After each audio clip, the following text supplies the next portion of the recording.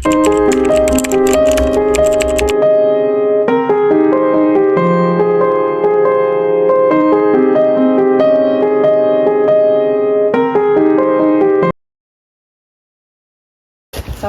warahmatullahi wabarakatuh. Waalaikumsalam warahmatullahi wabarakatuh.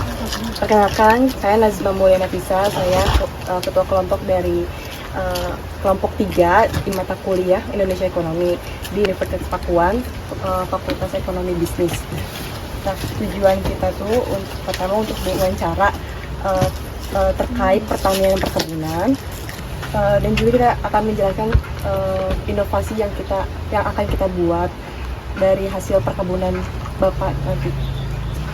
Saya Bapak Didin Didin Haji Tomi. Saya petani dari Singasari. Oh, Bapak asli lulus Sadeng? Asli. Asli lulus Sadeng. Tujuan didirikan pembentukan kelompok tani itu apa? Kelompok tani untuk gampang membeli pupuk. Satu ya. Kedua, untuk gampang penjualan gitu ke pasar gitu. Oh, berarti ada yang menjual, ada yang membantu beli pupuk, dan ada yang juga yang mengelola pertaniannya. Kalau pengelola sih nggak ada. Oh, nggak ada. Cuman saya aja pengelola. Oh. Jadi hanya Bapak yang mengelola perkebunan. Sejak kapan Bapak mulai menanam tanaman ini? Sejak kapan? Dari 2001. 2001. Ya. Sebelumnya berapa luas perkebunan Bapak? 8.000 meter. 8.000 meter. Ya. Sebelum itu emang punya Bapak dari lama atau Dari orang tua. Dari orang tua. Saya turun temurun. Saya anak petani. Oh, jadi sebelumnya ini teh emang dari 2001 teh udah punya bapak atau emang 2001 teh masih punya keluarga bapak gitu?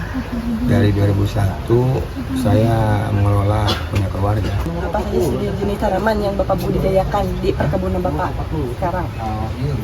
Timun, terong ungu, Terong, are, oyong tuh oyong. Cabe ada cabe. Oh, karena gampang dan umurnya nggak lama. 1 bulan lebih bisa kita panen untuk mencukupi kebutuhan gitu. sebelumnya di daerah Desa Wisata ini ada perumbian kayak seperti singkong, ubi. Kalau orang-orang sih suka nanam singkong, ubi ada. Kalau boleh tahu bagaimana cara Bapak merawat tanaman sayuran? Ya pertama kita harus aktif dan menjaga tanaman kita ya dari segi hama. Nah mungkin dong kalau misalkan kita nggak dirawat, apalagi dari pas nanam aja ya, seminggu lah bisa nanam kita rawat dari jaga hamanya, dari pertumbuhan daun, buah, itu aja yang saya rawat. Nah, buat proses taninya itu Bapak masih pakai cara tradisional atau ada pakai cara modern? Tradisional aja saya. Tradisional ya. Pupuk kandang biasa aja. Kalau betul apakah ada program atau bantuan pemerintah yang Bapak terima terkait perkebunan ini? Belum ada. Oh iya, kan akhir-akhir ini lagi hujan ya, lagi musim hujan, apalagi udah badai. Apakah musim hujan ini menjadi tantangan atau keuntungan bagi ke perkebunan Bapak? Kalau bagi sayuran semacam timun itu bagi tantangan itu ya, banyak hama.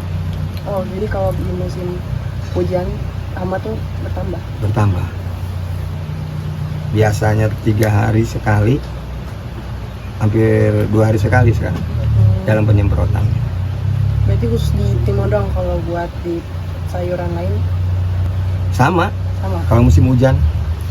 Tahu sebelumnya Bapak pernah bilang kalau di daerah Wisata ini kekurangan air irigasi gitu. Benar. Bukannya mengapa musim hujan ini menjadi tantangan, bukan keuntungan kan adanya aliran air lagi. Oh, kan kalau sayuran itu ada masanya di mana kita membutuhkan air kan gitu. Gimana enggak, karena kalau hujan semacam sekarang ini setiap hari. ada waktu-waktunya kita butuh. Nah, apakah Bapak menghadapi kesulitan dalam memasarkan hasil panen? Alhamdulillah ya. Ya kalau masalah harga ya kita naik turun biasa gitu. Bapak memasarkannya tuh langsung ke pasar atau ada distributor kayak pelanggan yang tetap gitu yang ngambil hasil panen Bapak? Oh enggak, langsung ke pasar aja. Langsung ke pasar. Iya. Hasil perkebunan apa yang kira-kira nilai harganya lebih tinggi untuk dijual gitu? Dari sayuran, Dari yang Bapak tanam ini dari saya yang tanam pare. Pare yang lebih Iya. tinggi nilai jualnya. Kira-kira apakah Bapak ada rencana buat lahan pertanian yang belum dimanfaatkan? Jadi Bapak tuh ada lahan pertanian yang belum dimanfaatkan, kalau misalnya rencananya mau dibuat apa, ada nggak? Oh ada sih, cuman kalau sekarang ini udah deket sama bulan puasa ya Iya, dan Ramadan, ya pasti timun. timun suri. Iya. Kalau misalnya nih hasil panen sayur-sayuran kayak timun itu nggak bagus atau kurang tetap dijual aja atau dibuang gitu aja? Dibagiin banyak Dibagi ke? keluarga. Nggak dijual misalnya buat jadi pakan ternak? Oh enggak, Enggak. enggak. Biasanya kayak gitu kalau misalnya ada sayuran yang gagal atau yang udah busuk dijual ke bukan dijual ya. Ya, dibagiin aja. Sebelumnya kan Bapak udah ini kan berkebun. Bapak pernah mengolah hasil perkebunan Bapak menjadi produk jadi nggak, misalnya kayak pare Bapak jual lagi, bukan pare mentah tapi dijadiin olahan gitu atau lain sebut? Belum pernah, Belum pernah. belum Jadi, pernah. cuman menjual hasil Menjual hasil ini ya, bahan hasil baku. tanaman saya ke pasar gitu. Oh iya. Sebelumnya tuh kita tujuannya kita di sini tuh untuk membuat inovasi dari hasil perkebunan. Kayak contohnya mengelola terong ya, mengelola terong. Iya. Kita gimana cara mengelola terong ini nggak dijual tuh ke pasar sebagai bahan mentah aja, kita bakal olah menjadi barang jadi. Terus kita bisa memasakkannya bisa di online, bisa di offline juga, di tempat di warung-warung, mau di supermarket atau dimanapun. Misalnya kita tujuannya yang pertama tuh mau buat keripik terong ya. Iya. Nah, kita tuh udah observasi, kita udah nyoba membuat keripik terong tuh gimana, padahal sebelumnya tuh udah ada sih yang jual, tapi jarang kan. Kita tuh kenapa banyak yang jarang dijual, jadi kita bikin ide, kita jual ini aja, keripik terong, karena jarang ada yang jual. Nah, kita pas udah nyoba observasi, ternyata kita tahu kenapa jarang yang jual keripik tersebut ya. Pertama, karena kita berhasil, enak rasanya kayak kentang keripik kentang gitu. Cuman ada beberapa juga yang pahit, karena nggak tahu sih gara-gara apa. Mungkin karena nggak dibersihin, nggak direndam, gara-gara udah pernah cobain pakai direndam pakai garam malah makin asin. Jadi kita tadinya mau pilih keripik terong kayak jadi. Nah, buat hasil Bapak kayak pare, timun, kita belum menemukan inovasi tersebut. Nah, kita sudah menemukan inovasinya di umbi-umbian seperti ubi itu. Jadi kita sudah menemukan inovasi itu, membuat lumpia ubi coklat. Itu jarang, karena itu jarang banget yang dijual, kan biasanya lumpia pisang coklat, tapi kita isinya itu bukan pisang tapi isinya ubi sama coklat.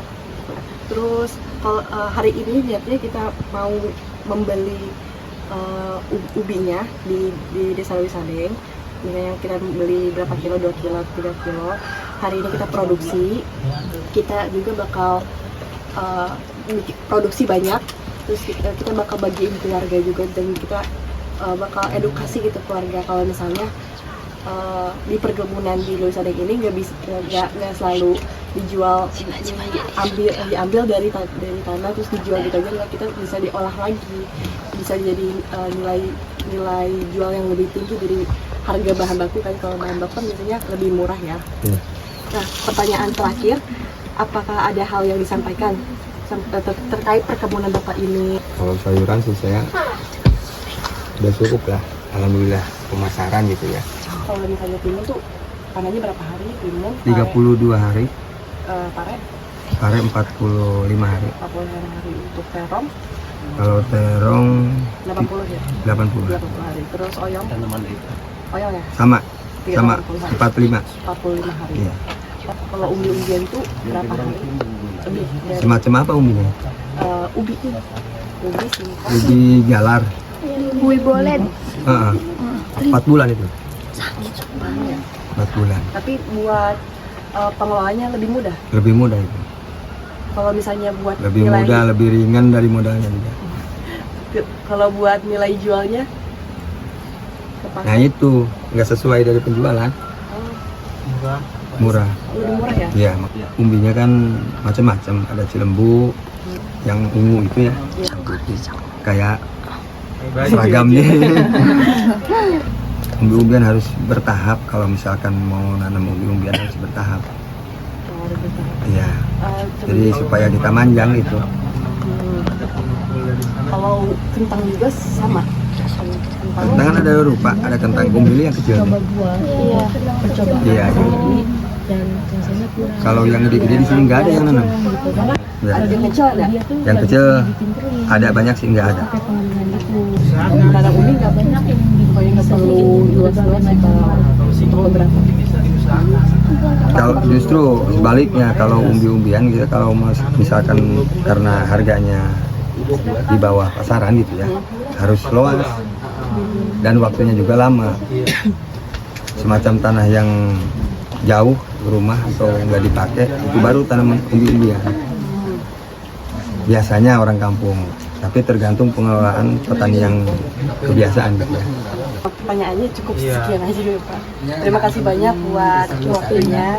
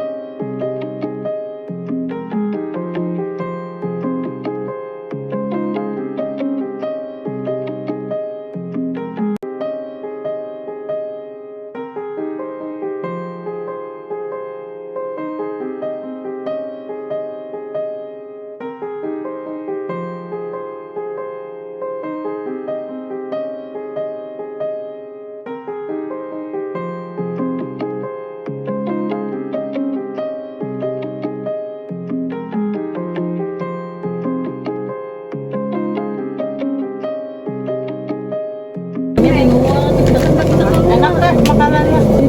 Saya enggak terlalu asin sih, jadi pas kata saya. Ke ubinya ya? Iya. Ini.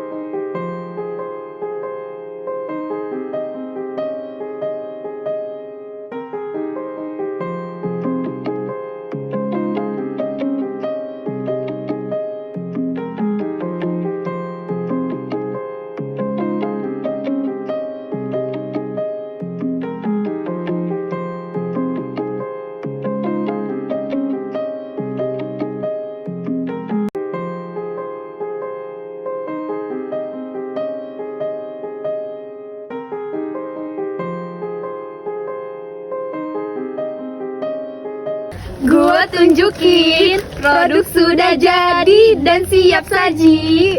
Nah, ini adalah inovasi dari ubi sama singkong. Ini kalau misalnya kalian mau yang manis-manis, kalian bisa beli yang lumpia ubi.